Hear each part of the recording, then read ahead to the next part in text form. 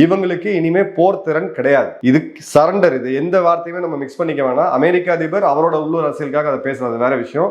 நம்மளை பொறுத்த வரைக்கும் இந்த இடத்துல நம்ம கிட்ட அவங்க 1971 மாதிரி கையெழுத்து போட்டு சரண்டர் ஆகாம லிட்டரலா சரண்டர் ஆயிருக்காங்க.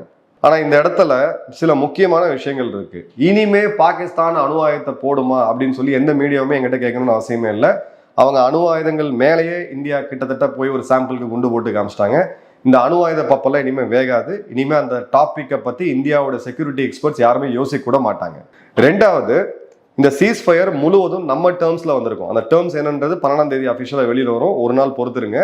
மூணாவது, புது ரெட்லைனை டிரா பண்ணியாச்சு. அந்த புது ரெட்லைன் என்ன அப்படின்னா, இனிமே பயங்கரவாத செயலை நீங்க செய்தீங்கன்னா இந்தியாவுக்குள்ள அதை நாங்க போரா கன்சிடர் பண்ணுவோம். அதை நாங்க போரா தான் எடுத்துக்குவோம். போர் அப்படின்னு வந்தபோது என்ன பண்ண முடியும்ன்ற ட்ரைலரை இப்ப நம்ம காமிச்சிருக்கோம். படத்தை ஒன்றும் காமிக்கல.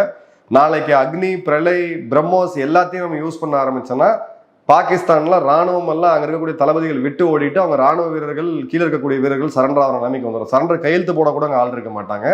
அதை ரொம்ப தெளிவாக இருக்கும். ஸோ இனிமே வரக்கூடிய காலங்களில் நம்ம டேர்ம்ஸ்ல தான் போகுது.